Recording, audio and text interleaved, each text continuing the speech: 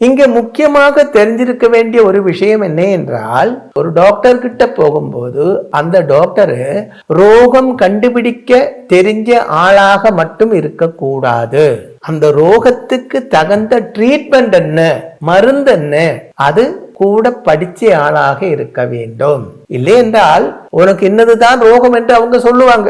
அது கிட்டத்தட்ட உங்களுக்கே தெரியும் என்ன வியாதின்னு. அந்த வியாதிக்கு ஒரு பேரெல்லாம் அவங்க சொல்லுவாங்க. ஆனால் அதுக்கு சரியாக உள்ள ட்ரீட்மெண்ட் தெரியவில்லை என்றால் ஏதோ ஒரு ட்ரீட்மெண்ட் பண்ணியா சொன்னால் இந்த வியாதி கொஞ்சம் சீரியஸ் ஆகி உங்களுக்கு சில நேரத்தில் உயிருக்கு ஆபத்து கூட உண்டாகலாம். அதனால என்ன பண்ணணும்னா, எப்பவும் அதாவது ஜாதகம் சொல்லப்பட்டது உங்களோட வாழ்க்கை தான், உங்களோட தலையில எடுத்து தான். அது விஷயம் தெரியாத ஆளுகள் கிட்ட கொண்டு போய் கொடுக்க கூடாது. நல்ல சாஸ்திரியமா ஜோதிஷம் படித்த ஒரு ஆச்சாரியன், அது மட்டுமல்ல, அவரே தோஷம் இருந்தால் அதுக்குள்ள பரிகாரங்களும் சாஸ்திரியமாக தெரிஞ்ச ஆளாக இருக்க வேண்டும்.